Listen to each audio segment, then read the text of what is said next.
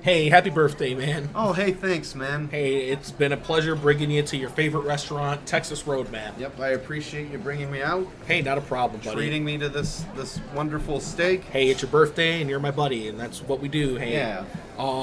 Did you like your meal? What'd you eat? Oh, it was wonderful. It was the steak and this yam. Nice. I got the compass fries. I wasn't really hungry. I get lost in the flavor of the compass fries, let me tell you. I get so disoriented. Well, you should get the check anytime soon. We'll hit the bar after this, I guess. Oh, he's probably coming to our table. Oh, there he is. Hey there, birthday boy. Oh, hey, well, it's not my birthday. It's my buddy's birthday over here. I heard that it's a birthday. Yeah, it is, and, Yeah. I heard that, sometimes you guys do something cool. Yeah. You know what? I'll be right back. Oh, you didn't do that, did you? I did. Here they come. They're coming. They're coming now. Hey! It's your birthday, it's your birthday, it's your birthday, bitch. Happy birthday, happy birthday, happy birthday, bitch. Eat that steak, you stupid bitch. Happy birthday, it's your birthday, happy birthday, it's your birthday, happy birthday. Birthday, bitch. Yeah. I feel violated. That was good. Can we do it again? I really like that. Happy birthday, bitch. Happy birthday, bitch. It's your day. Happy birthday, it's your birthday, happy You were birthday. born, not aborted, you got a steak. Now look at you, you're in our restaurant eating a steak. Happy birthday, happy birthday. Happy birthday, bitch. Wow, what a great song. Oh, thanks.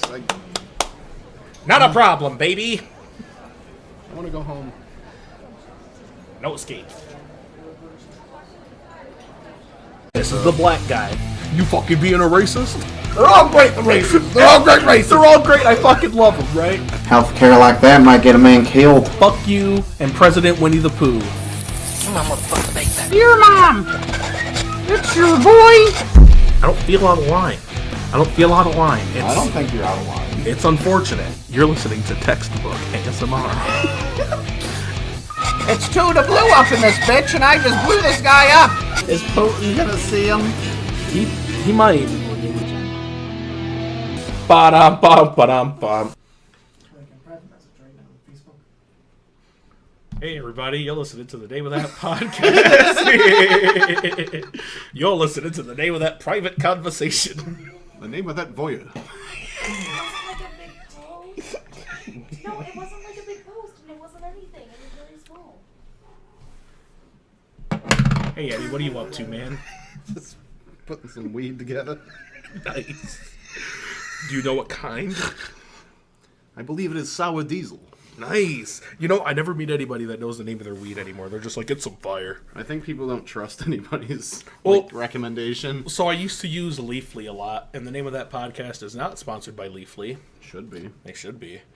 Hey, you guys should download the Leafly app and tell them who sent you, That's right. and then send them a link to our podcast. So they can be like, thanks, losers. Yeah, do all the footwork for us, and then we'll maybe it'll pay dividends. Maybe.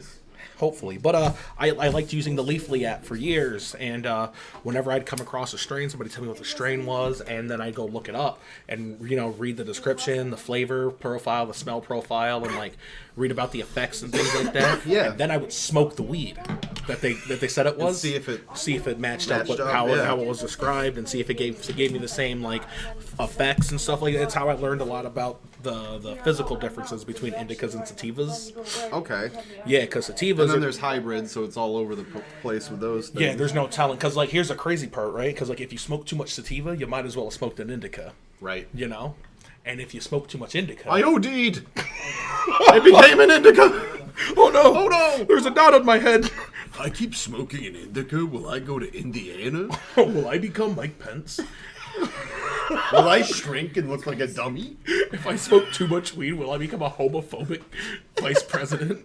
Will I get a hoop on my back that allows me to open my mouth and shut it on command? I believe that would make me a puppet, sir. Yes.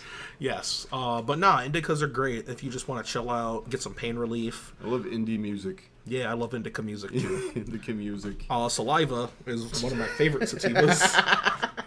Speaking of saliva, they're never around when I'm high because I got cotton mouth like a motherfucker. Can't hear them. Can't hear them.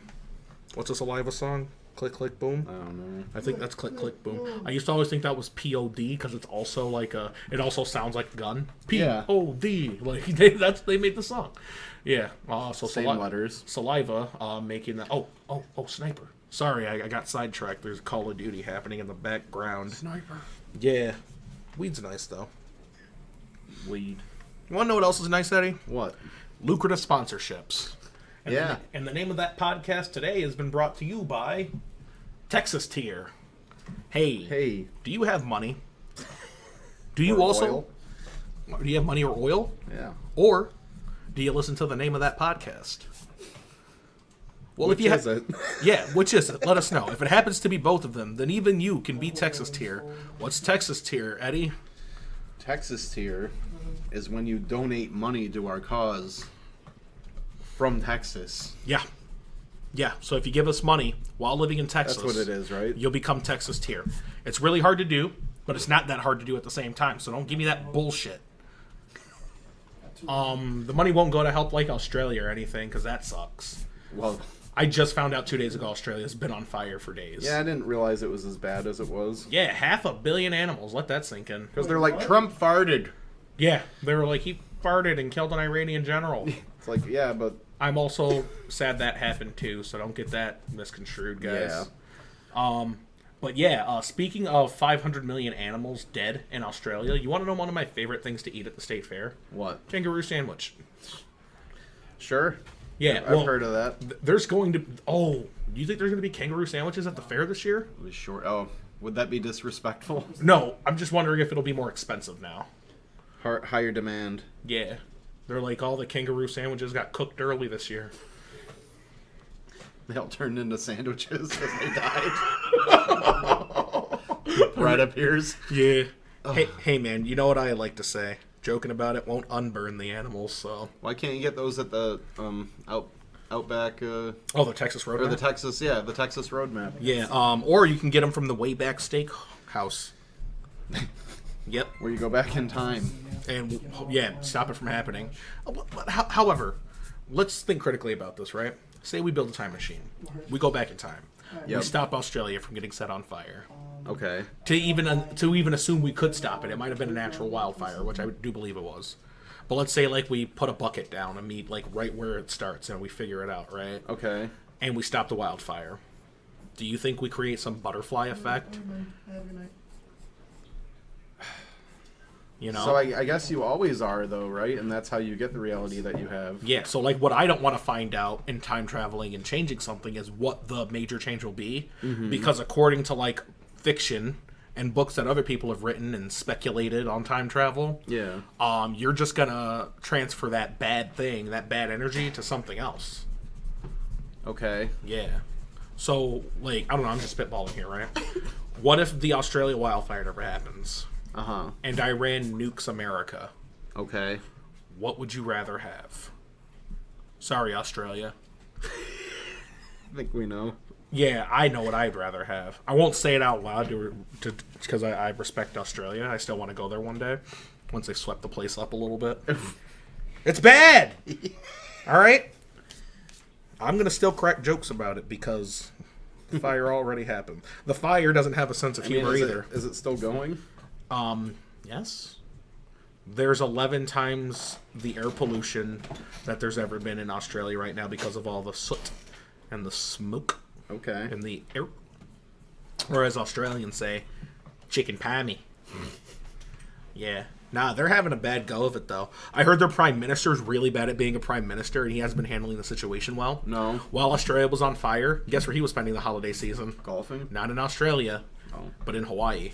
Oh. 9,000 kilometers away. Wonderful. Or kilometers, as they say in Australia. Kilometers. Yeah, more like wildfire-ometers. Yeah. Yeah. Thermometers. It's not great. Yeah, not good stuff. But he was in Hawaii spending his holiday while his citizens were, houses were burning down and all of his wildlife, well, not his wildlife, but all the wildlife in his country was dying. And I think 23 humans are dead and counting. Yep, that sounds right. And that's not even close to the amount of animals. Humans can't win anything. Oh, no, it was like 500 million or something. 500 million animals. Yeah. Yeah, but only like 23 people. Yep. 23. And me. And not me. Not me, thank gosh. Thank gosh darn. But when he came back, all of the locals pretty much hated him. It was a bipartisan effort. They were like, fuck you. We had to stay here while you went to Hawaii. And then he's over here trying to, like, shake people's hands and stuff. He was at a fire department, right? Doing his little media blitz, you know? Yep. And he's there, and he walks up to a fireman to shake his hand, and he's like, I don't want to shake your hand right now. That's what he said to him. I'm sorry, I just don't want to shake your hand right now. Okay. And the Prime Minister of Australia forces himself on him and makes him shake his hand.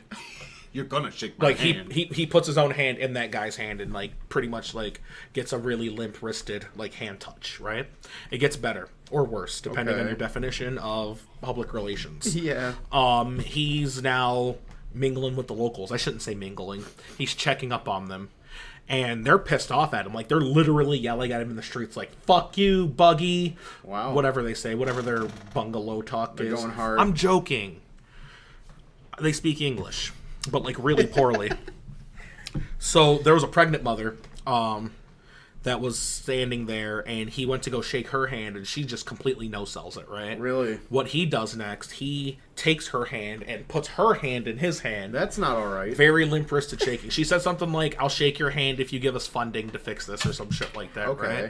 right? It gets better. The third thing that I saw that was just, like, peak Australia was this fire truck pulls up to this news van. Okay. Are you with the media? Tell the Prime Minister he fucking sucks!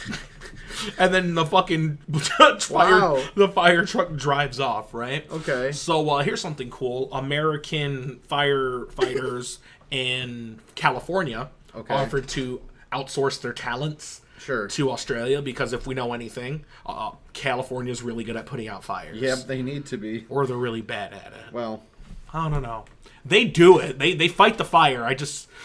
Man, it's really hard to say. Okay, so, like, nobody wants to give a reflective on firefighters, right? no. But here's the facts, right? They do their best, which is way better than I can do. Yep. But dare I say, their best is never good enough. Never? In the context of wildfires. Oh, okay. I've never seen a wildfire story that's like, breaking news, a wildfire broke out and only destroyed a half an acre. That's what I never hear. If only they knew ahead of time. I'll tell you what I always hear. What? Death tolls rising. Like, you know what? You know what? I'll say this. Yeah. I sound like a concerned citizen in the Marvel Cinematic Universe who gets mad. Yeah, you do. Who gets mad when the bad guy wins. Yep. Acting like we didn't try to help, you know? He's like, where were the Avengers when you needed them? Yeah, so this happened in not Avengers Civil War, it was Captain America Civil War, which had a bunch of Avengers in it. Anyway, Yep. Alfred Woodard, do you know that actress? I don't think so. Well, I might, but... So she's in the beginning of the movie. Tony Stark just did that big presentation in the beginning of it, and she's down by his dressing room or some shit like that. Oh, is she the one that confronts him? Yeah, talking about how her son was in Avengers Age of Ultron and then died. Yep. I blame you, Tony Stark. This death's on your hands. Which I never agreed with. Right. So, like, yeah, exactly. In that moment, my first impression was, bitch, were you there? Like, they tried. What would you rather they do? Let him level the place? I was like, literally, if you were there, you would have seen that even though they won, there was nothing that was going to stop the death toll. You know what? Yeah, and that's where I am with firefighters. I apologize for my previous rhetoric.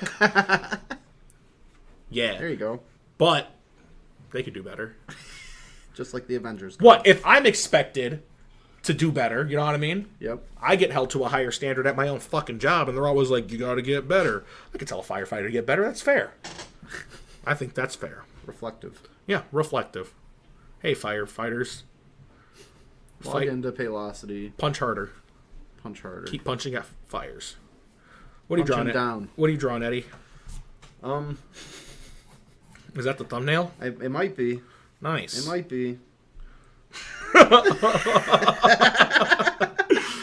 Hey, man, it's always great listening to a podcast. It's always great recording a podcast. But you want to know what's even better than that? What? Lucrative sponsorships. And the name of that podcast is brought to you by A&E Original Movie, Benjamin Bigot. Hey, I've heard about that. Yeah, it's actually the movie Benjamin Buttons, essentially. It's a spiritual successor Right. to the film, except Benjamin Bigot is an oppressed minority. So, like, he's kind of had enough of it, you know what I mean? Yeah. And by the time he gets to, like, the shape of a toddler, just like in the movie, Yeah. he's just, like, a racist little kid because he just, like, hates the white man, hates the China man, and this is the baby talking. This isn't what I'm saying. This was in the trailer. This is in the trailer for Benjamin Bigot's. Yep. Very racist little baby. Forms the Goo Goo Gaga Glux clan. The Ku Klux Klan. Yeah. Okay. I believe we have some reviews here. Oh. Rolling Stone raves, I gotta go boom boom. Okay. The Platonic Sun reads, wow, what a film. And The New Yorker said it rattled me up. yeah, the Washington Post said, free Amazon Prime for 3 months. Ooh. Yeah, that's actually good. You know, we talk a lot of shit about Jeff Bezos. We hate how rich and greedy he is, and we want him to pay his fair share, you know? Yeah. But Amazon Prime is good. Sure. It's good stuff. We're not sponsored by Amazon Prime, and they're gonna sue us after they hear this episode. Yep. That's right.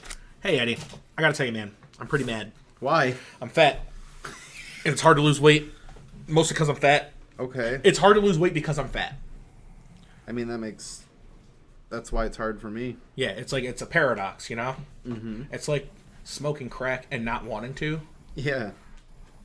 I don't want to smoke crack, but here I am. I know it's bad for me, but it's hard to stop. Well, here goes. And the longer you smoke crack, the harder it is to stop. Mm-hmm. Unless you just, like, sew your mouth shut. In which case, you'll probably just inject something. Yikes. I don't want to talk about that anymore. Being fat's hard and I'm angry.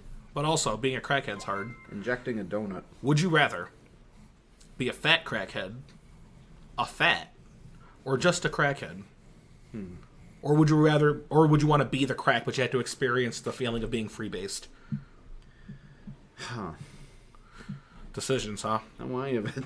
Are you using Ticonderoga pencils? Yes. They're the best ones. They are. They really are the best ones. We're not sponsored by Ticonderoga either, but we're human fucking beings. I wish we were. Yeah. Oh, man. If we got sponsored by Dixon Ticonderoga Ticonderoga money? pencils, getting that Ticonderoga guap, Dollars? the cheddar, the scratch, Yeah. the cheese, bread dough, coin, rupees. What's their currency? What's Ticonderoga's currency? Yeah. Fair trade. Actual fair trade, because they're Native Americans. And it's not like, oh, I'll trade you this for that because it's worth the same. I'll trade you this for that because it's worth the same to me. That's what I wish we went back to. I wish we could just take our skills and trade them for things. Remember that? And I don't want to trade my skills for money so I can go trade the money for other things. I want somebody to be like, hey, if you come perform at my son's birthday party, I'll let my wife sleep with you. Because I'm probably going to go spend the money on a hooker anyway. Everyone wins. Everyone wins. I get to laugh. My wife gets pleasured. My son gets to laugh. Yeah. How do you lose? How could I lose? I get to tell jokes. I get more exposure. And I get to sleep with wives. Come on, lot of man. exposure. It's like all the fun of adultery without none of the adultery. Yeah. It's a transaction. It's great. Work is work, guys. And it wouldn't even, like, the concept of prostitution wouldn't even exist because it's just a good and or service. Right. Yeah. And they're like, well, I can't read. I can't cook. I can't drive.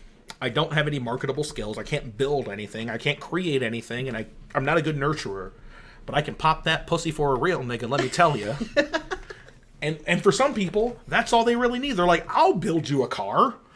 That's easy. I can build a car in a day. Please, pop. I haven't fucked in weeks. Like, I can build you one car right now, today. By the end of the day, you're driving off the lot. From scratch. Exactly. And all you have to do is suck me dry. This Sharpie sucks, too. Here you go. Use that Sharpie. Nice. Thanks, work. It's most of the time it's on accident too. Yeah. Where I'll have a huge discrete pack, right? And then Which I usually do. Right, exactly. And then I throw it in my jacket pocket or something, because you just got your hands on stuff, and you just throw it in your pocket, and then you go about your day. You file for 5 hours. Now this is why it's your fault. Now I'm not completely guilty here, because I have to go file for 5 hours, and I forget about this marker in my pocket, you know? Yeah. And then I get home at like 9:30 at night You're like, shit. because I have to catch the bus. You have to run to the bus. I have to run to the bus. I have 30 minutes to run to the bus. And then I'll get home and unpack and unload, and I'm like, oh, look, I got a marker again. Oh, shit. Yeah. And then I always tell myself, I was like, once I get to 20, I'll bring them all back. Yeah. But I've only gotten to 1. I'm not sending them in singles. Yeah, I'm not going to send you back 1 marker. That's Too stupid. expensive. Yeah.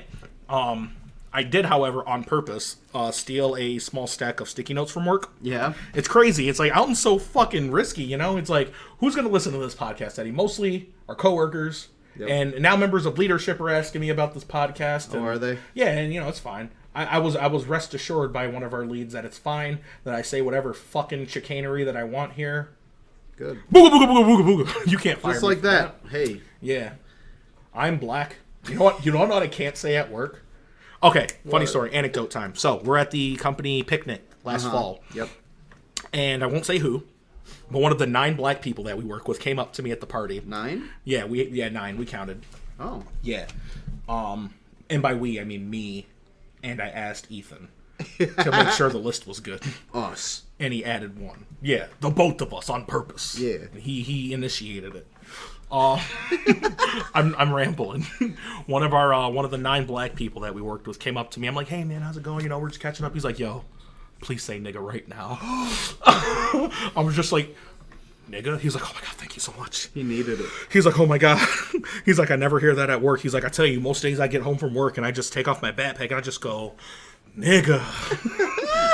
And I'm like, bro, I feel that. Like, I feel like a completely different person at work. I get it. Yeah, because if I get too black, people are going to be like, yikes. I wish I was just a loud white person instead. It's Like easier. me. Yeah. I don't know. You guys take everything. We can't even act out our favorite comedians without people thinking we're angry. What do you mean? God, you know, I get loud like Cat Williams sometimes, you know? You get loud like Cat Williams, and everybody's like, dang, Cook sucks. I'm like, yeah, I know. Yeah, they're like, yeah, he gets it. Whatever, I'm just being emotional.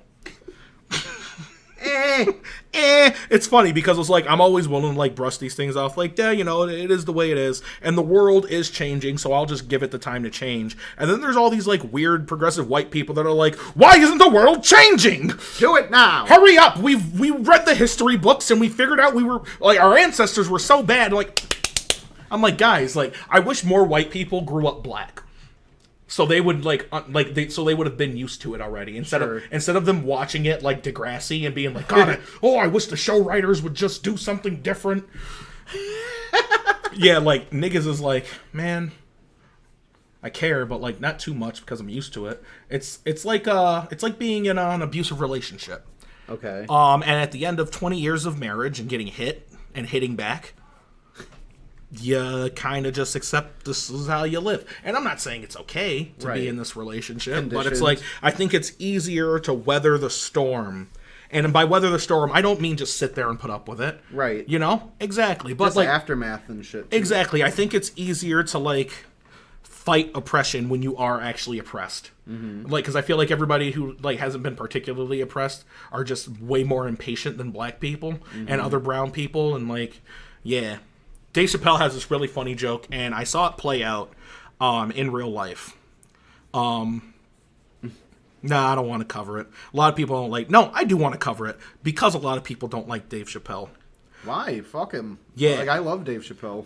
So great. Dave Chappelle said that he feels like, in the context of civil rights, gay rights have been on the fast track compared to, like, rights for people of color. Yeah. Which is fine. I don't give a shit. But he's like, I wonder why that is. And he thinks it's because there are white gay people and there are no white people of color. So he's like, white people get what they want sooner, guys. I don't know what you want me to tell you. Oh, man. I actually love that. That's one of my favorite Dave Chappelle jokes. I mean, you even said you think that they're harsher in that community on them. Yeah. That's not my business, though. Not my circus, not my gay monkey. I'll tell you what is my circus and is my monkey. Me. My house. My mental illness. Me, baby. Me, baby. It's all about me. Monk me. Yeah. So, we were supposed to go see Cats today. But we're not. But we did not go see Cats today because, our coworkers make as much money as we do, and I get it. Yep. Yeah, so we're gonna go see it next week, I think. Just hoping it's still playing. Yeah, I might do a double. I might pull a double feature that day and go watch The Joker before or after as well. Is that still playing? I hope so. Otherwise, I might shoot up the mall. Star Wars. I might go watch Star Wars too. I got a couple of the big things spoiled for me, but I still want to hear like the lines of dialogue to see if there's any like extended lore references and shit like that. I quite enjoy Star Wars. I'm always trying to inject diversity into the black community, so I like things like Star Wars and JoJo's Bizarre Adventure and high-priced fashion. And I'm not just talking about like Kanye West T-shirts and red bottoms and other stuff D'Angelo likes. I'm talking about. I'm talking about like, you know, atypical culture. Like, anyway. Hey, Eddie, you want to know what's better than bringing people together? What? Money. Hey. And this podcast is brought to you by hashtag Team Tyler. Hashtag Team Tyler! Thank you very much, buddy. Hashtag Team Tyler. In addition to just being there for you, we'll also support you and your dreams and endeavors, both with money and physical affection. If you would like to become a Tyler tier patron, simply donate $100 and a hand job. Yep. And all this could be yours. In addition to being named Tyler tier, you will be Tyler tier if you give me $100 and a handy J. You could also delegate the handy J, allocate the handy J to Eddie. Don't you ever tell Eddie to give someone a hand job. Don't. This is my co-host, and I his co-host. Anyway. Yeah. Yeah. So if you want to be Tyler tier, don't wait for the savings to pass you by. Join the movement, the Tyler movement, that is. Yeah. Yep. Today. A couple of the things that Tyler tier will grant you: 7 car accidents. It's like the 12 days of Christmas. On the first day of Tyler, my true love gave to me. Me. Me. That's got to be a thing. Car horn Christmas music. Car horn Christmas music? Let's Yeah. find out. Hey, Jamie. Jamie's back. He's back, yeah. 2020, everybody. We hired Jamie. We're not the only company who rehires people after laying them off. Nope. We're talking to you, Burger King. Yeah. Yeah. Did I ever tell you about the time Burger King fired me and rehired me? No. No. Or wait, no, it was a dollar store. I get so mixed up. So I had a 6 o'clock Same shift. shit. I had a 6 o'clock shift, 6 a.m. Uh-huh. It's truck day. So you have to do the loads?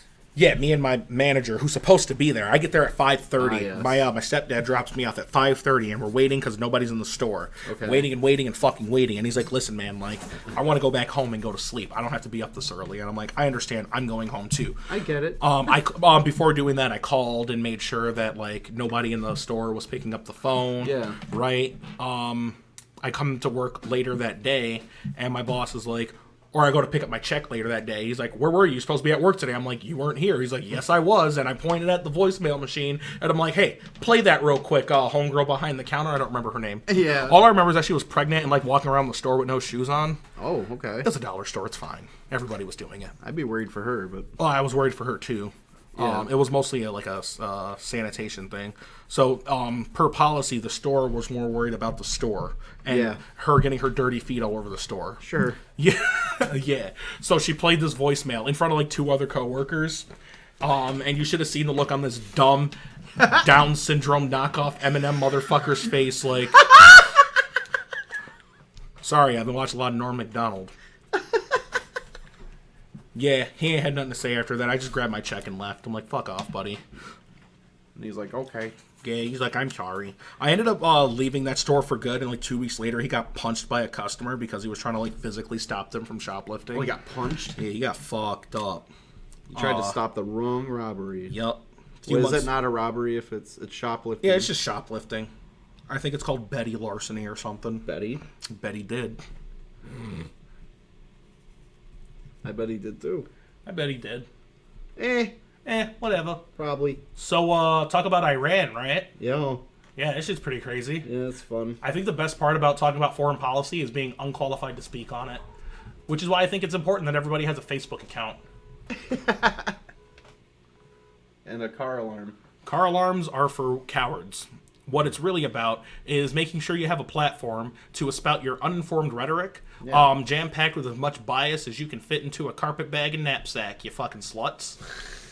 I'm a slut too. Hey Eddie, ever tell you about how I tried to like change the stigma attached to the words slut and thought, right? Yeah, I've heard a little about that. It took me a while and it didn't work, right? Here's what happened. I was trying to, empower myself by saying I am a slut. Sure. Because I'm always thinking about trying to have some sex. And there's nothing wrong with having sex, right, guys? There's nothing wrong with exploring your sexuality as a consenting adult. Right, everyone, at work while we're on the clock? I should be able to say yes, but I won't. Yeah, I'm a thought, too. Did you know thought's an acronym? T-H-O-T? What's it for? That hoe over there. Okay. I love it. It's my favorite acronym. I would be like, yeah, I'm a thought, too. Because I'm like, hey, being a hoe isn't how many people you fuck. It's how many people you want to fuck. Well, then everyone is. Everyone's a thought. That's exactly my mantra, right? Exactly my vision and mission statement. And it didn't work. Everybody was just, like, uncomfortable. They're like, get out of here, whore. It's not like I was like, hey, man, everybody should be a nigga. Everybody should be able to explore their niggality. Like, I wasn't doing that. It's like, hey, man, I think between two consenting niggas, we should be able to be niggas around each other. That's not what I was doing. I could understand making a room full of, like, nerdy white people very, very uncomfortable saying some shit like, yeah, this nigga over here is my nigga, right, nigga? Why does that make them uncomfortable? Yeah, I wouldn't care. I want to say it. I like rap. I want to be included. I want to say it. He won't let me say it. I'm like, now, little do you know. should be able to say it too. Yeah. So, like, I think if anybody like ever slips and says the N-word, I don't think HR should take care of it immediately. No. I think they should CC about 9 people that work for us. You know what I'm saying? Uh-huh. Yeah, and then we should vote. Put a pollie up, you know? Yeah. Yes. How many hatchet men can we get? If we get 5 hatchet men, he's fired. I'm like, wait, whoa. Let's not use the hatchet man for this one. Put down the hatchets, everyone. Everybody, put your hatchets down and open your hearts. Please. Jesus. I'd be on the no panel. I'll be like, no, don't fire him. That's fine. I want to know the context. You want to know what's crazy? What? Our job, because they want to give people the room, space, and opportunity to grow, They don't let them. they might have to give this guy one chance after saying the N-word. Like, By definition of core value. yeah, because when my first year there, right, it was during a At town Burger hall. King. It was during a town hall, and some anonymous question was something along the lines of someone's been talked to about something and they're still here. Why are you letting hate speech happen at work? Was the question. So I imagine some fucking... I wish I had context. Yeah, I'm sure some sensitive prick wrote the question. I'm sure. But the CEO answered the question. Yep. The CEO was like, I'm of the firm belief that people can change, and people can't change unless you give them the space and opportunity to. He's like, I look around this room today, and I see a lot of people who are in, like, excellent positions in this company that have grown and developed from, like, their former mishaps and shit like that. Right. I'm like, I appreciate that, right? Yeah. So, with that being said, if a white guy says nigga at work, he might get another chance. I'm okay with this. Yeah. Yeah, I'm just putting that out there into the world. Like, it doesn't matter to me. I just want So other you all people. get one. Yeah, I want every. Is what we're trying to Yeah, say. you all get one You at all work. get one at work. Go At ahead. work. Just one. You gotta really, really know when to use it, though. You don't waste it. Don't squander it. Don't waste a good chance. Yep. Don't let this nigga pass you by. We gotta get more refills from the rap embassy, though, I think. Yep. Great place to rap. We'll get one of those stickers on the Yeah. door. And then, Certified 2020. yeah, then Great people will place know to they rap. can say the N-word Yeah. here. They're like, okay, Yeah. this is a safe space. It's a safe space. What's good, niggas? You said I'd ride for my motherfucking nigga. No, I'm just joking. There's no music at my job. You gotta listen to it in your ears. Yep. Yeah. I got a Means couple. you can't talk at the same time. Oh, it's so hard to listen to music and socialize at the same Yeah, time. I hate it. Because, like, I put both earbuds in, and I want to listen to my music. Yeah. Somebody wants to tap me on my shoulder, I'm immediately upset. You start slapping at them. Yeah. And I fuck off! Fuck off! I'm working. I'm processing this. I mean, I kind of hate it. Yeah. No, I miss the music. Yep. Yeah. And, like, even if it was something I didn't like, I knew it was going to be temporary. And at least it was there to cloud nosy motherfuckers from Oh listening gosh, to other yeah. people's conversations. One of my biggest pet peeves is when I'm saying something clearly in confidence. And then they're like, bah, bah, bah, bah, bah. Or no, even worse, when the entire room gets quiet, like they're like, time to fire him. Oh God, please let this be the day. Oh, I hope he says it. What? I don't know. We'll be right. We'll be right eventually. You know. Yeah. Were you going to say right back and then Nope. double back? Okay. Yeah. So I thought maybe that was the case. Listen, I'm just trying to ride this unicycle backwards, baby. We're backpedaling. We're backpedaling. And we'll be right back. Dear stepsister, I am having a fat time at camp. The counselor is idiotic and the food is dirty. I met Smokey and we became slim friends. Unfortunately, Smokey is slow and I killed my leg so he wouldn't go sitting like everybody else. I need more penises and a cup sharpener. So please, playfully run more when you crouch back. Your uncle, Jordan Peterson.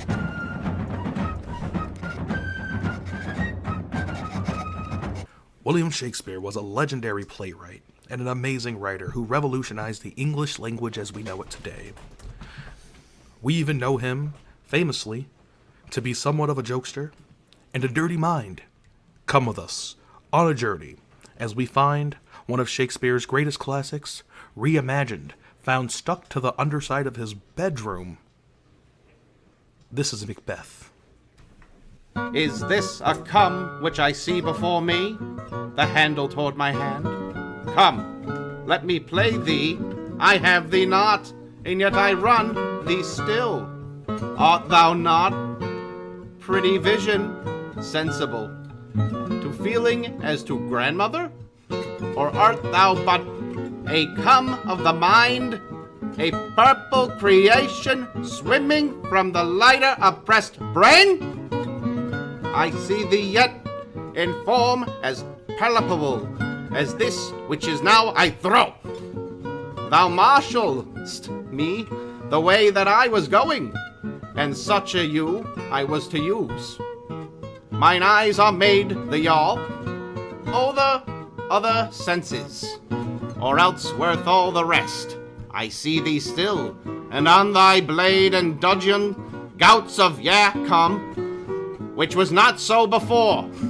There's no such thing. It is the large business which informs thus to mine eyes. Now over the off world, nature seems dead, and wicked geese abuse the curtain to sleep. Witchcraft kills, pale Tyler's offerings, car crashes, and withered murder. Alarmed by his sentinel, the cat, whose howls his watch, thus with his stealthy fish, with Tarquin seductives strides toward his design, moves like an church. Thank you.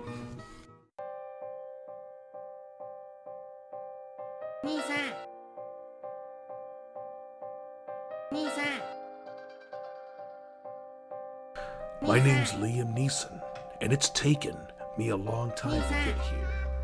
Because I drive a Nissan. And they're not the fastest, but they're not the slowest either. And I really hope the person who made the song knows that I'm really sorry for the thing that I said a couple of years ago. I was in a bad place, and I don't mean it, you know? But if you come to me in the street with intents to harm me, know the record's straight. It's out there now. I'll fucking end you. Because I have a specific set of JD Power & Associates ratings that make me the top-rated vehicle. I'm Liam Neeson. Driving a Nissan Pathfinder has been one of the most eye-opening experiences of my life. And in addition to finding out that everybody is the same, and just because a black person sexually assaulted my friend doesn't mean I get the right to kill any black person that I want as a fair trade. I was just angry and drunk. Mostly the second one.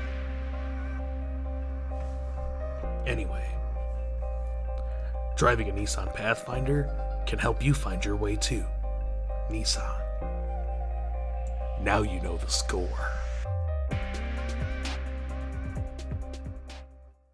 The name of that podcast, as always, has been brought to you by Broadway Ceiling. And we're back. You're listening to the name of that. Whoa, sorry. You're listening to the name of that podcast Mic with drop. Whoa, literally. Without an Eddie. Yep. Hey, Eddie. It's Hey. really great to be sponsored, isn't it? Oh, it is. It's great to see Liam Neeson's getting work again. Yeah, it is. Yeah. Fuck that guy, right? Or do I have to forgive him now because Gail King interviewed him? We know the score now. We know the score. Like, regardless of whether or not he knows he was wrong, we still knows what will happen if a black person comes up to him with intent to kill. Well, if he thinks you have intent to kill. Right. That's a good point. Fuck. I'll kill you first! Fucking Florida man, everywhere at once. Standing his ground everywhere he goes. Nissan himself. Liam Neeson. Nissan! Kako ni benkyo shimasu ka, Liam Neeson. See, I love that I learned just enough Japanese that I can say Japanese things in Japanese. You're not just like, Kamehameha! Yeah, I'm not over here like ching chong, ching chong, because that's Chinese. Remember that? Yeah. Moon language. Moon language is what they called it. Big moon. Not a half moon. So, which... Ooh, my voice changed through the smoke. Did you hear that? It was like a filter. Smoke monster. It's a stand! Oh, fuck! You gotta cut my throat! Justice! Have you been watching anything on TV different? You know what? I'm thinking of starting One Piece over officially because everybody's like, that's hard. I'm gonna be like, watch this. I'm one of the biggest proponents of that being a thing you don't do. Watch this. I've been watching weird TLC original content. See, you could be watching One Piece. No, I like what I'm watching. What is it? I'm watching a couple of things Hoarders? on TLC. Yeah, I'm watching Hoarders, a TLC classic.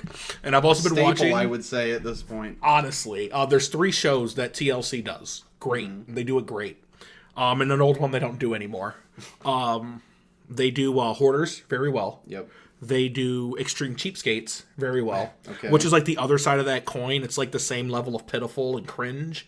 But What it's is like... that one now? It's like where they hang the napkins and dry them to save them and shit like that? Yeah, shit like that. I'll shower with my clothes on and flush Okay. my toilet once a week and things like that. It's really disgusting. But it's just as cringy and pitiful as Hoarders, but with happy music. I feel like it's still a problem, but it's whimsical. Yeah, so the third thing that I really love is My 600-Pound Life. Okay. Mostly because TLC, like half the time that show's just a kink for people. It's like, hi, my name's Bethany and I'm 718 pounds. This is my partner, Darnell. I just love feeding the bitch. Look at her. I've seen too many episodes where it's just like, I just love feeding her. Anything my woman wants to eat, I'll feed it to her with my own hand. And that's most that's of creepy that's shit. most of the show. And then like another part, like you'll have a small sect of partners in the show where it's like, I love them and I just want them to get the help they need, but they just won't stop eating, and I still love them, and I don't want them to lash out on me, because it's like at that point it's their vice, food Sure. is their drug, and Addictions. they'll lash out. Nobody says food's addictive. You want to know what is addictive? Feeling good. Yeah. Releasing the feel-good chemicals. Oh, yeah. Popping that dopamine trigger. I like doing that. I want to keep doing that. Yeah. I'm telling you, I've been having to make a concerted effort not to masturbate. Like, it's wild, bro. And it's not even a thing I need to do, right? It's like, whatever, it's nice, whatever. Like smoking a cigarette. And this has been a thing, too, because I'm trying to quit smoking to save money for my new place. Sure. I've had cravings for a cigarette, and not for any reason like I want the nicotine or I want to smoke. I'm like, this is a thing that I do when I'm doing nothing. It's a routine. Exactly. And it's like, I feel like I have to do this. It's like if I sit here and like record a podcast, but I should be at work. Like something's going to be pulling me away from this microphone. Like it's time for my 15. Right. Exactly. Like, and doing nothing and watching anime and smoking a cigarette is just a thing that I do, right? Like my ritual with JoJo watching is I like to have something rolled up when I watch it. Right. And it's like, if it was something you were trying to do differently, watching JoJo would still be watching JoJo, but different. Yep. And that's me masturbating. I'm just trying to do it less, and it's just like, but you wanna. I'm like, I don't need to. Your body's like, but this is when you do it. And I'm just like, come on. You gotta make me cummy. Come on, baby, do the magic hand thing. Hi, I'm Alton's penis. He hasn't tugged me in a while. He doesn't. Help! That was a Mandalorian reference for the Star Wars. Oh, was yeah, it? yeah. Come on, baby, do the magic hand thing. Yeah, that's what Carl's Weathers said Talking to Baby Yoda? Talking to Baby Yoda. And then it was really funny, actually. It was a good scene. Spoiler alert if you haven't watched the show. It's not a plot spoiler. Get over yourselves. In 5, 4, 3, 2, spoiler. Baby Yoda dies. Really? After.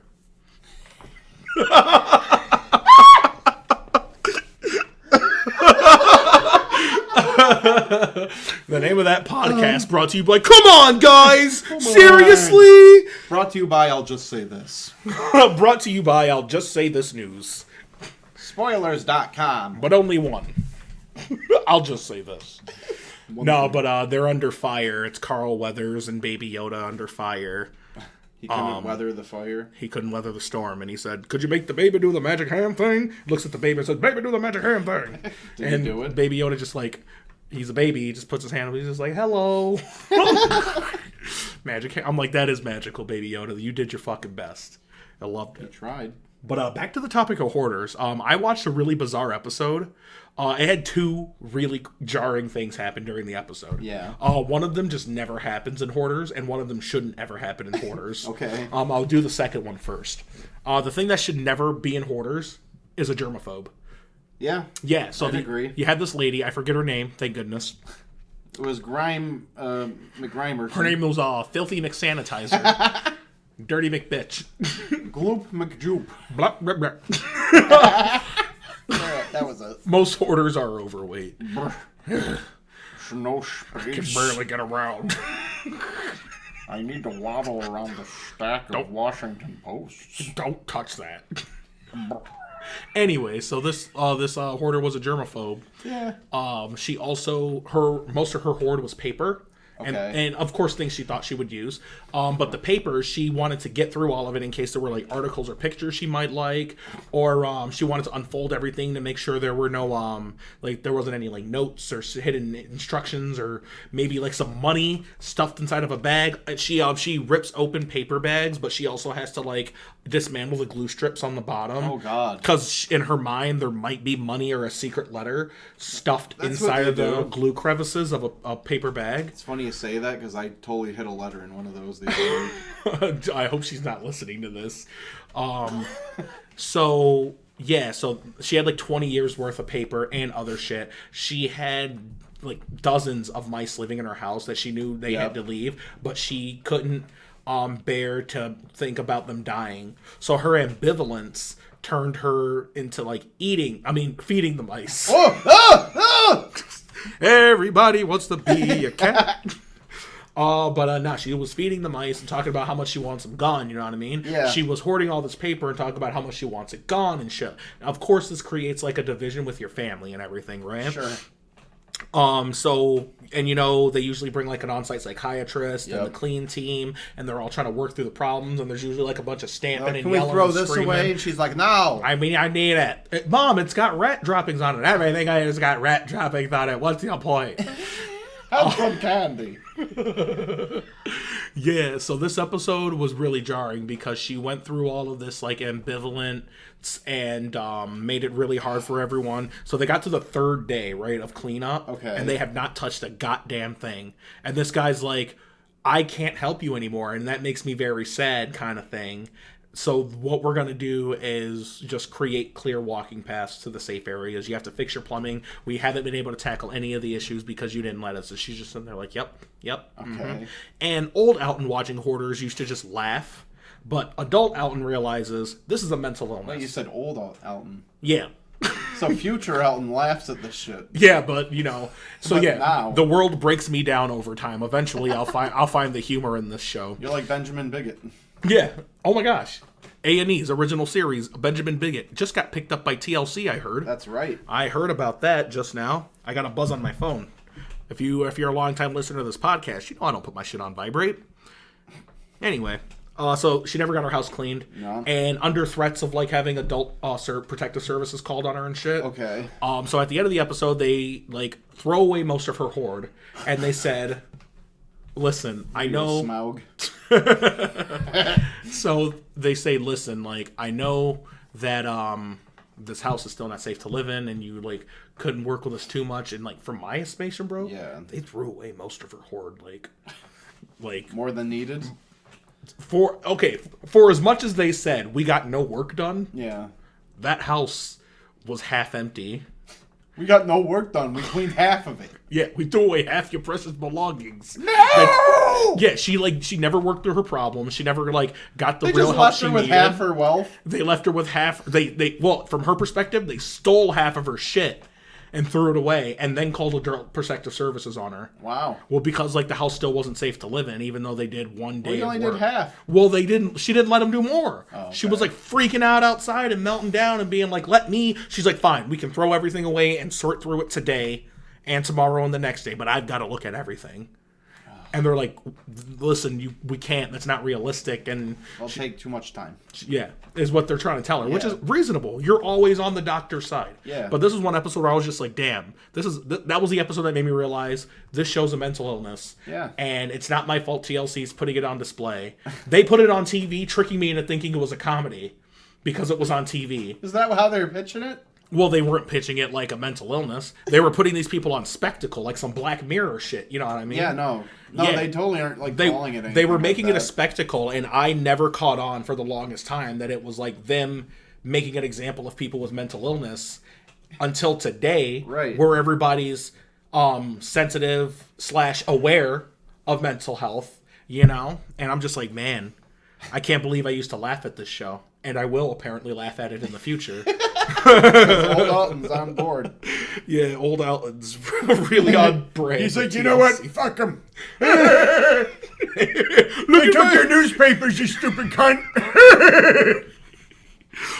Yeah, so this lady was also a germaphobe. She thought people were nasty, and she would tape newspaper to her walls. That's so weird. When people that she thought were nasty touched her shit. It'd be mostly people with facial hair and people she didn't like. Yeah. You're nasty. Don't touch my stuff. She would put dirty newspaper down in other people's cars before they took over places. Sure. Yeah, because it's just a big show of your family left you and everyone around you feels sorry for you. That's what it comes down to. It's great. And you want to know what else is great, Eddie? Making tons of money. Also, following your passions. The name of that podcast has been brought to you by doing what you love and expecting nothing in return.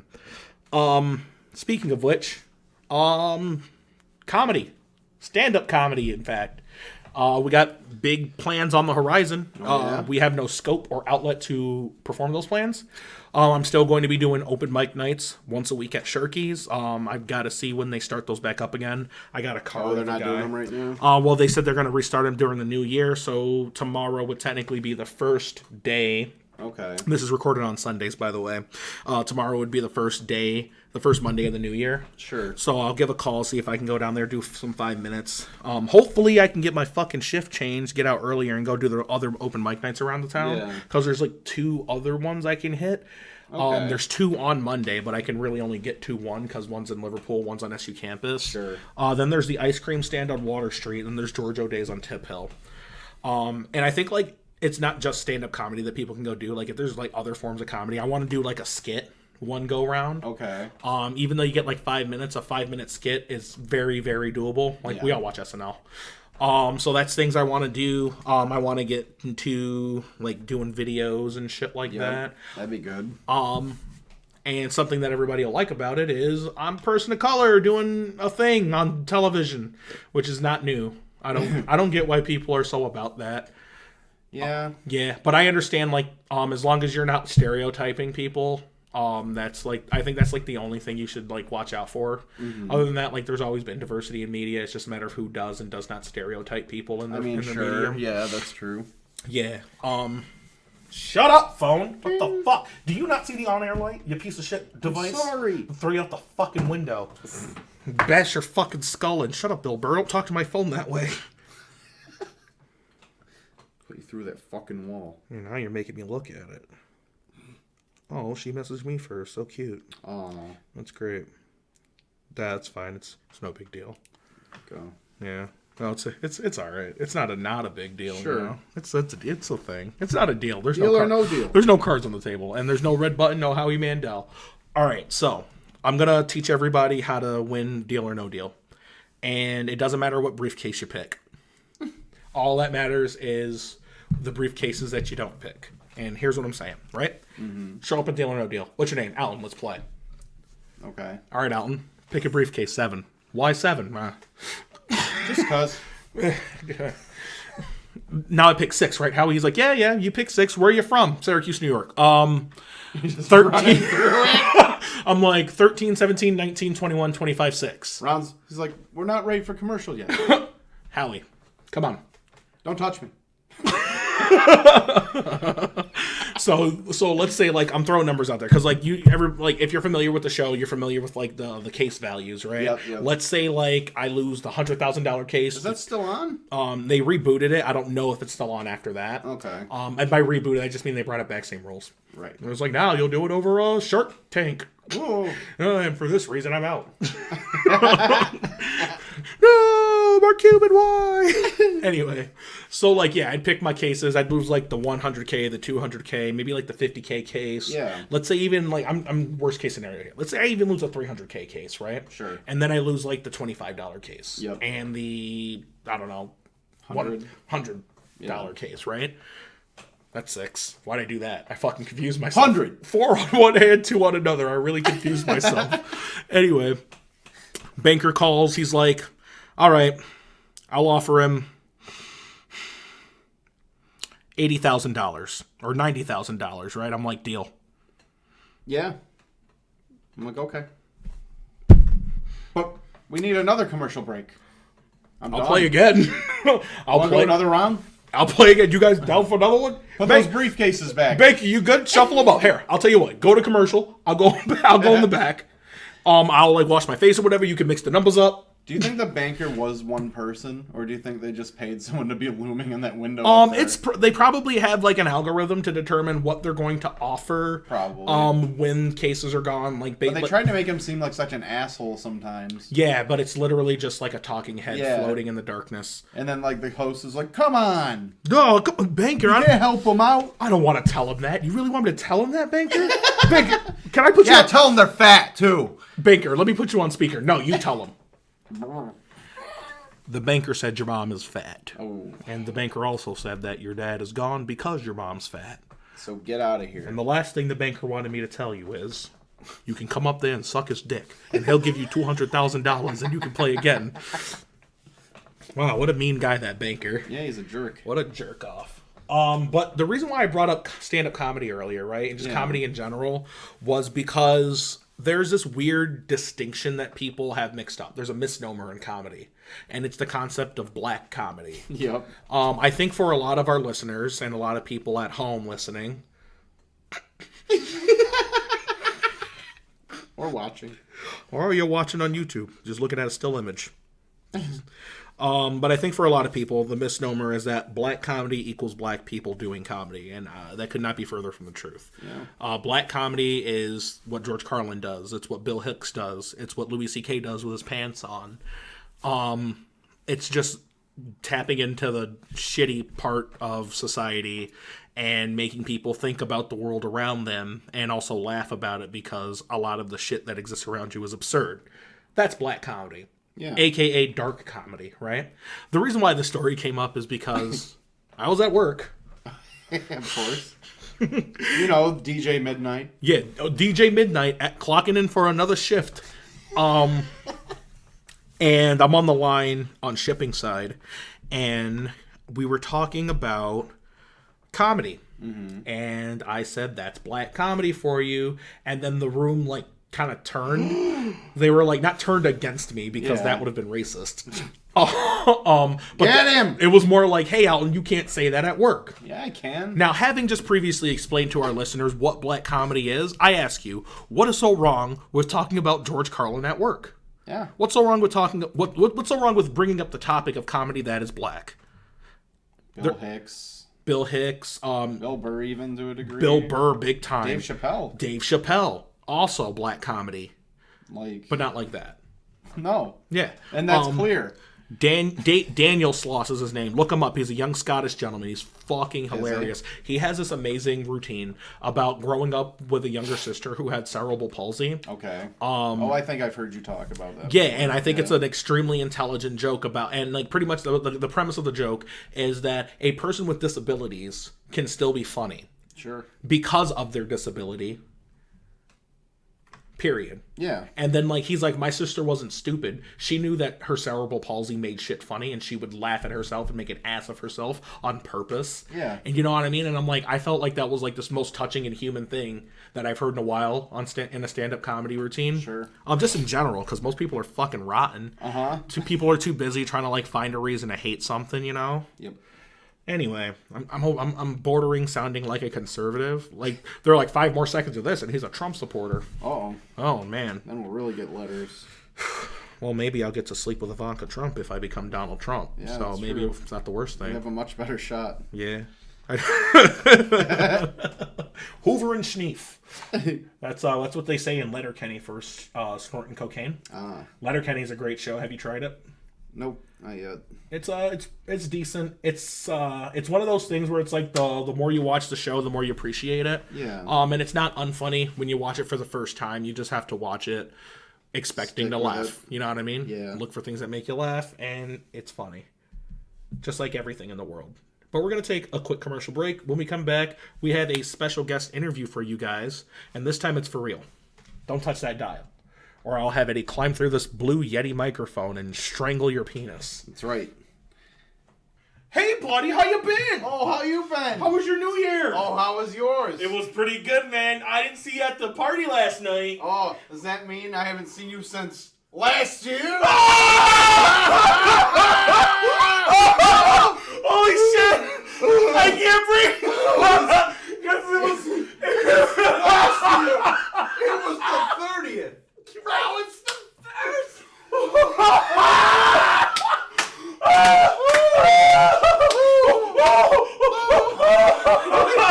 So I was at the New Year's Eve party, right? Yeah. It was like 3, 2, 1. Happy New Year! And it was like whole new year, right? Yeah. And that's when I saw you. I woke up the next morning. Holy shit! I can't say the same thing anymore. That's so.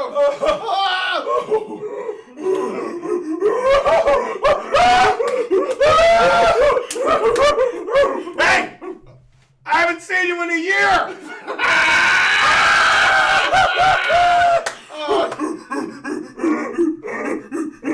Ladies and gentlemen, that was the world's first comedian, Ned Anderthal.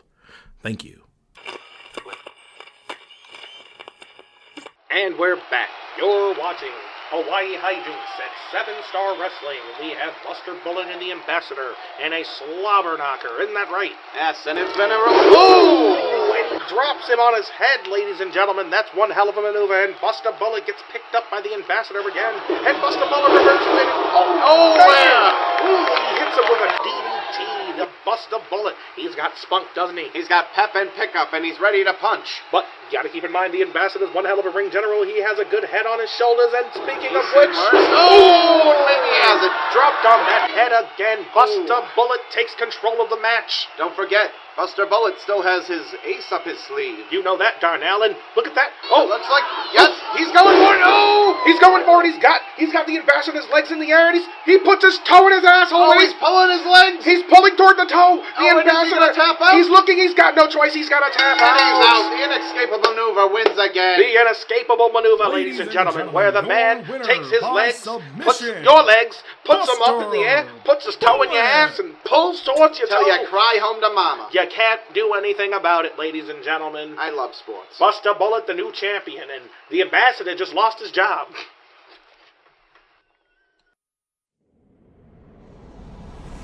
Hi, We're Felicia's nieces. Hi! I'm Denise. And I'm Aretha. Did you miss us? Did you miss us? I bet you did, and now we have something to tell you. Oh, yes, love. we do. We're selling excursions now. Hey, excursions! You love vacations, don't you, sweetie? Do you like taking trips? You like going to different places? I do. I love going to different places. Here, come to us. We'll send you to amazing places like the historic Kwanzaa Abbey. Oh my god. I love that place. So many different colors. And who could forget the rustic Christmas Islands? I love Christmas Oh, Island. they're beautiful. Did you know Christopher Columbus made Christmas Island? He did? He did. What a sweetheart. And before you go to rustic Christmas Island, make sure you stop at the quaint Hanukkah Grove. Oh, I love it. It's so good. They've got great food there. That's right. When you're there, you have to say Hanukkah Grove.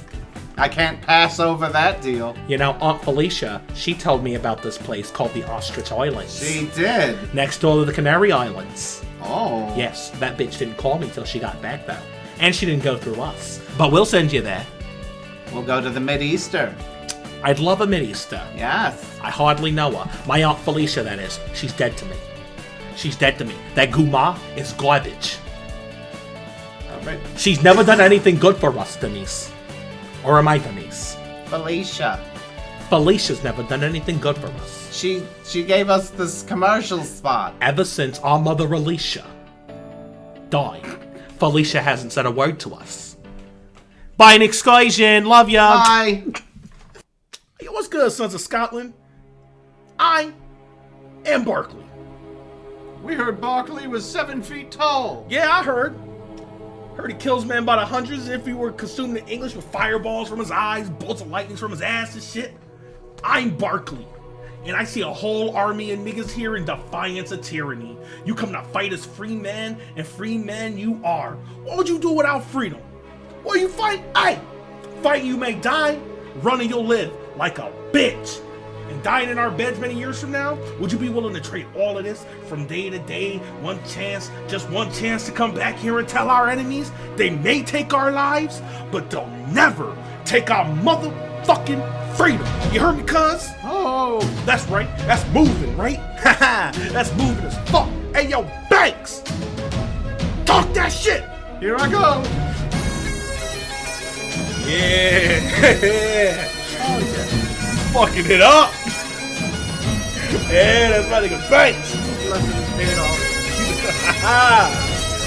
Yeah, y'all motherfuckers inspired now. That's the fuck I thought. Now we're just the feet. Oh shit! You keep playing with his feet! Oh! Walk that shit, Banks! Oh, yeah. Walk that shit! Yeah, motherfucker, we going into battle now, niggas. We fight for Scotland. You heard that shit? You heard that shit? You hear that beat, nigga? Yeah, Scottish people do rap too. What's good? What's good? What's really good, niggas? Let's go take it. Let's go take it, baby. Game time. What time is it? Game time. Banks, what time is it? Time for brunch. That's right. And then they went on to win their glorious battle against Bradley, Cooper, and their tyrannical rule over Scotland. And they will never be forgotten. Banks and Barkley, legendary warriors. And we're back. You've been listening to the name of that podcast with Alton and with motherfucking. Oh wait, we're good. It's recording. It's recording. Oh. So I always do this thing where I don't turn the microphone back on and then hit the record button. And I did it this time. So now you got to get the raw footage. You really did it this time. You got to see the authentic meltdown that occurs behind. Son of a bitch. Like Homer falling down what was the gorge? Hey man, I'll do a reflective cycle for you there. Oh, how about we plan it? How about we don't? How about you don't plant those in the bowl anymore? Don't blame me. I'll pretend. Oh shit, you're right. I'll tell you who not to. I won't tell you who not to blame, because that would be snitching. Yeah. We don't do that. Ain't that about a bitch? Son of a snitch. Yeah, I can't wait until weed's so legal I can tell people where I get my weed. Sunoco. Ah, Oh, I get mine from they McDonald's. have a lovely vending machine. Yes, they do. Good selection next to the condoms. Because that's where they would put weed. What would the weed vending machine be? Like rolls and lighters? You get pre-rolls, you get lighters, you can get Dutches if you Little want. bags?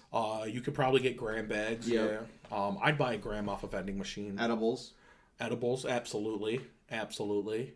You ever watch Disjointed on Netflix? I tried to once. It's not that great. Yeah, that's why I tried. People were like, "This show's so good." Kathy Bates, weed. I'm like, weed. weed. Netflix, Kathy Bates. I even watched the trailer and I'm like, ugh. The only thing that was like bearable about that show Yeah. was the security guard for the dispensary was this gentleman who had PTSD. Okay. But he also had dreams to be a comedian. Okay. But like his PTSD kept getting in the way, if you can imagine. That was the only good part of the show. That and Kathy Bates' son was black. Okay. And man, that wasn't actually good. He was a lame character. He was a pretty lame character. Pretty lame for a black. See the one that made that terrible Yoda joke? I don't know, bro. I don't. Probably. Probably. The one. I don't fucking get it, bro. It's not a good show. Don't watch it if you already. I didn't enjoy it. I couldn't make it through a full episode because I understood what it was as I was watching it. That's what I'm saying. You want to know it is a good show. JoJo's Bizarre Oh, Adventure. well, I knew that. I knew it. Yeah, I don't want to talk about it anymore. I've watched a lot of videos about it. I think I've really weared out this trick. I gotta go rewatch and reread. I mean, I'm still rewatching it. Yeah. Yeah. Hey, you guys are listening to the Name of That podcast, and we're brought to you this week by Dramatic Monologues for Men. Hey guys, are you a bitch? Do you bitch a lot? Yeah. And not to be that guy in the year 2020, but do you bitch too much for a guy? Try out Dramatic Monologues for Men. For the low price of $9.99 a month, What do you think, Mr. Biden? you'll be sure to get a personalized speechwriter for you to carry on. From everyone here at the Name of That podcast to you listening at home interested in trying out Dramatic Monologues for Men, go ahead and look for them on social media. And when you find them, let me know, because I don't think they have any. Because I doubt they even exist. Honestly, I got an email earlier from somebody that said they were going to do Dramatic Monologues for Men and wanted us to plug it. So, whatever. You can, read old monologues on there and shit. You like Norman Bates? Oh, yeah, sure. He doesn't have a lot of speaking lines because he's a weirdo, but he's got his monologues on there, too. Okay. Yeah, Norman Bates really liked his mom a lot. I did know that. Yeah. Let's just say he took it a stepmom too far. Am I right? Oh. Just kidding. That was his real mom. You watched Bates Motel, the spinoff? Not a spinoff. It was a prequel I know what series. No, I saw very little of it. Pretty good stuff. It was good? Yeah, the lady who plays Norma Bates. I love her. Yeah. Forget her name. Whatever. Miss Bates. Mrs. Bates. What you find out is that Norman Bates is crazy and his mom, hides it. Yep. Until it ultimately catches up with her. And then you get to about the beginning of the movie chronologically. Okay. Psycho. Where you're dumping the chocolate syrup in the shower. No, that's the middle of that movie, actually. That's the middle? Yeah. I thought that was the very beginning. Nope. So the beginning of Psycho, if you've never seen it before, Eddie. I have, I thought. Nope, you really haven't, apparently. So the beginning of Psycho, it takes place with the main character, Marion Crane. Yeah. Marion Crane works at a bank back in the day. And back in the day, getting $14,000 at once at the bank was life-changing. Right. And the guy who came in, it's in an envelope because it's like the 50s or some That's shit. what you did with it. It's in an envelope. You give it to the trusted bank teller, and she'll count it and put it away in the money pile. Here. And write your name in a book that says he brought this in, right? Marion Crane gets this money. She's the trusted bank teller. She's like, my life could change. And she dips. Oh, that's what happened. Long story short, she dips. She buys a new car with some of the money, and she gets the fuck out of Dodge, right? Damn. She's driving. She's guilty. She's driving. She's guilty. It's raining. She's guilty. She's driving, and bam, she needs to stop to get somewhere to sleep. Yep. She checks into the Bates Motel. Hit the hay. Doesn't completely unsuspecting. She checks in. She takes a shower, and she gets murdered. Yep. And that's the iconic chocolate syrup scene. Yes. Yeah. So now the movie becomes So the the killer. front of the movie is her doing all that stuff? Right. Then she dies. Okay. She dies halfway through the movie. You don't know who killed her. You find out it's the motel manager, Norman Bates. Now Norman Bates is rolling her body up in the shower curtain and stuffing her in her own stolen vehicle and driving her into a pond. Yep. Now here's something really, really crazy that Alfred Hitchcock does. He subconsciously has the audience become complicit with the murder of the main character. Now, and simply by just simply by shifting the drama. right? Okay. So you're watching the movie, Marion Crane is unsuspectedly killed. Yep. And you're just like, holy motherfucking shit. Like, oh my god. You're like, oh my god, Marion Crane's dead. Oh my god. And oh my god, the sicko's rolling her up inside the fucking shower curtain and stuffing her inside the trunk. And he's driving her to a pond. He drove it into a pond. And now here's what happens. The car's sinking into the pond, of course, right? Like all movie. You've seen this in a million movies because they got it from Psycho. Car sinking into the pond. It cuts back to Norman Bates, like anxious, like holy shit. Cuts back to the car. Cuts back to Norman Bates, and it keeps doing that. Okay. As the car sinks slowly, all right. slower and lower into the pond. So you go from feeling this anxiety for Marion Crane's murder to him almost drowning. Well, no, he's out of the car. He's watching it sink, hoping he gets away with this, and like your anxiety is shifted from watching Marion Crane's body get dumped to. Oh my god, this car's taking forever. You start sympathizing, or at least empathizing with Norman Bates in that moment. Just by the way it's shot? Just by the way the scene is shot, and everything settles down when the car completely sinks. The strings die down, and Norman Bates takes a deep breath. The audience takes a deep breath. Is it false closure? And yeah, and then like nobody talks about it. Now the movie becomes a murder investigation because there was a PI looking for Marion Crane on behalf of the bank. Makes sense. And he's like tailing her, and her trail runs dead cold at the Bates Motel. Yep. And he starts suspecting things, this and that. And now, because you're more familiar with Norman Bates, you're subconsciously sympathetic for him, and you don't want him to get caught. You know what I mean? I get it. Yeah. And even if you do want him to get caught, you hoped the car sank with him. Yep. Yeah, so that's really cool about Psycho. I love that scene where the cop's like, whose chocolate syrup is this? And found it in the bathroom. And then the Noid and the Nesquik bunny knock on the door. They were the neighbors. We didn't hear nothings. Hide the powder. That's my chocolate syrup, though. I will need that back. I let him borrow it, and he never came back. He? Who's he? This is a woman's room. They're like, well, yeah, give me my syrup. I'm no snitch. I'm out of here.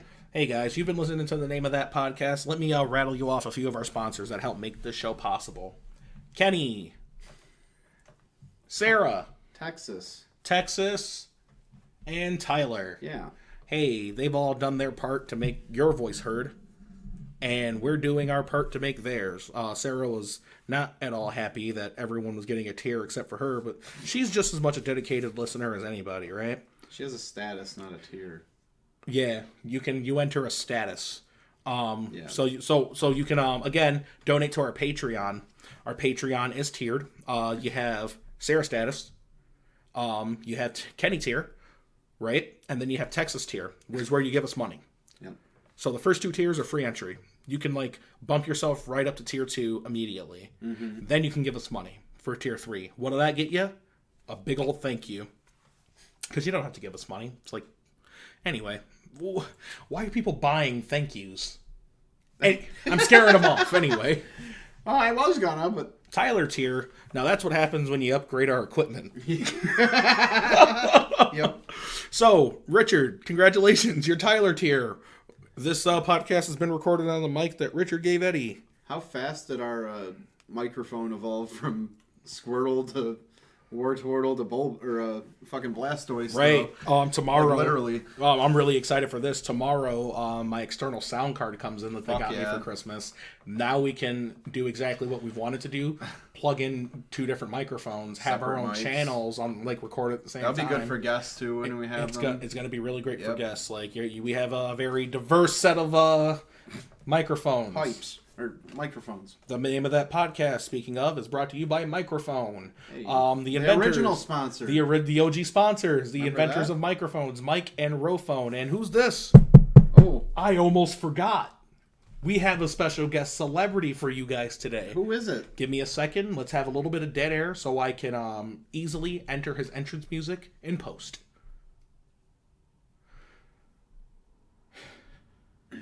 Ladies and gentlemen, the President of the United States of America. For now, Mr. Donald J. Trump. Hello. Hello. Mr. President, hi. Oh, hey. Hello. It's the colored from before. It's me. Hey. How are you doing, Mr. President? Things are awkward. What's going on? Well, I may have... Just kidding. I don't give a fuck. Oh. Hey, Mr. President, the American people listening to this podcast want to know, why'd you get impeached? Well, What'd you do? people just like fruit too much. You know, it's the marketer's job. I always blame them. Let me tell you. I don't like peaches either. No, it's not meat.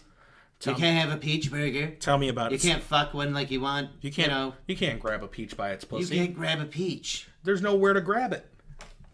I understand. So the last time you were here with us, Mr. President, I was asking you what you were planning to do to Iran when you got him in the ring at WrestleMania. It looks like you didn't wait until WrestleMania. No, preemptive strikes Nice. have always been a thing in our family, I'm a- even if they aren't authorized. I understand that, Mr. President. You are a genetic jackhammer and a president Oh, yes. among presidents. And the best golfer in the world, baby, let me tell you. And look at that ass. Let me tell you, Mr. President, I'm not a gay man. Here, And because I don't want to make you uncomfortable. I'm not gay.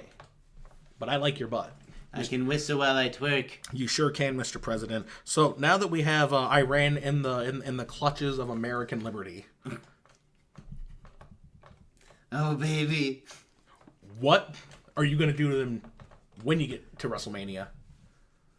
I'm gonna suplex them harder, baby. Nice. We're gonna spray that land orange, and you're gonna see it from Mars. Nice. And like we said the last time, glass dance floor, right?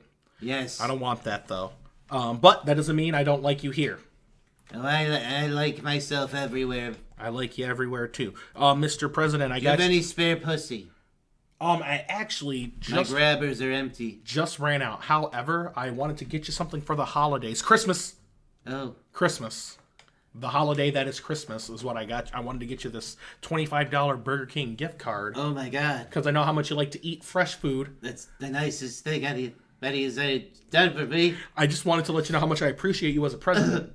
I got a hat that has your slogan on it. I gotta go. Mr. President, you have a good one. You take it easy. God, America's president, ladies and gentlemen, having a go. Look at him go, and he's got Iran in the camel clutch. Let me tell you, and they're gonna tap eventually. Is that a helicopter? It was a helicopter, Eddie, but more importantly, it was the president of the United States. Oh, I didn't see him. That's because he's a stand, Oh, and the helicopter is the stand user. take it down. Well, that's why there's always a helicopter around when he's getting interviewed. You never thought about that? No, I haven't. Yeah, it's because you're not a stand user. You have no idea. Stand desk, yes, motherfucker. Hi. Stand desk. Nissan. Liam Nissan. Benkyo shimasu ka? Oh. Ayo. Bakano. Yes, the name of that podcast has also been brought to you by Liam Neeson. Yep. Thanks a lot, Liam Neeson. And hey, for me, at least for me, apology accepted. One at a time. It only takes one at a time, Liam. You'll get them. Hey, are you? I hope he doesn't. I hope he gets enough to shut up about it. He'll get him. Yeah, because all that matters whenever a white person does something wrong is that they get enough apologies to make, or they get enough accepted apologies to make themselves feel good, and then they'll stop. Well, yeah, I met the quota. Yeah. See, can't get away from it. It's just how they are. It's been real, buddy. What else is the name of that podcast been brought to us? I feel like I'm forgetting some sponsors. Me! How dare you forget about me? Oh. I'll eat your fucking face, Edward! Oh no, I forgot. I forgot he did that commercial. Jordan Peterson here, Why are you always here? because I live here. I pay rent. I'm on the lease. This is where I go to retreat You're from unleased. Canada. Jordan Peterson, Unleashed. Watch my one-man show. Available wherever humans are eaten. Something nowhere really. Shout out to my heathens, my cretins, my right-wing ideologues. Left-wing ideologues, I'm coming for you next. I'm going to turn you into an ideologue. A poop one. Dropping him. Hey, Mr. Peterson, it's been real. Thank you, Elton. You have a great day, and you have delicious calves. Jesus. What's that? Oh no, Do you have any bite marks? not yet. But once the mic goes off, me and Mr. Peterson, we go out a hunting. Oh. Yeah. He helps me pick up girls and get numbers and stuff like that because he's charming and shit like that. And you throw him meat. And I usually just pick up 2 girls. Oh, okay. So like I talk to one and lead her on, and then like I talk to the one I actually want to talk to. Yeah. And then like I'll like wingman Jordan Peterson, it's just, then he eats her. Okay. Yeah. like I'm a trying to horror convince movie. him to go to Trex because like I feel like he has a higher chance of eating. You know what I mean? Okay. Because guys are so nice, you know? They'll hit on you and, like, they don't give a shit. They're like, How nice. well, they're super nice, you know what I mean? Because, like, guys are thirsty inherently. Yep. Even so, like, that means that extends to the gay community, right? So Oh, yeah. gay guys are inherently thirsty. What do you mean? And it's just like, you just have a higher % chance of being hit on when you're surrounded by more guys that are attracted to other men. Okay. Yeah. That's what happens. It's like, it's kind of like how women feel when they go around predominantly straight men. Mm-hmm. They have a very high chance of being hit on. Okay, It's just the numbers game. Well, yeah. And it's flattering sometimes. That's why I don't understand why there's like these super macho tough dudes that are like, don't hit on me, gay man. No, it's happened to me a bunch of times. I don't care. Don't hit on me, gay. And I'm like, bro, he thinks you're cute. Like, what's the problem? You're pleasing. Yeah, it's like, that's a compliment, bro. You can say no thanks. Yeah. Well, no, because if somebody hits on me, I gotta suck their dick off. I don't want to feel like a woman. Hey, man. It's been great. It's been great. Ladies and gentlemen, children of all ages, do your homework. You've been listening to the Name of That podcast. Take it easy, everyone.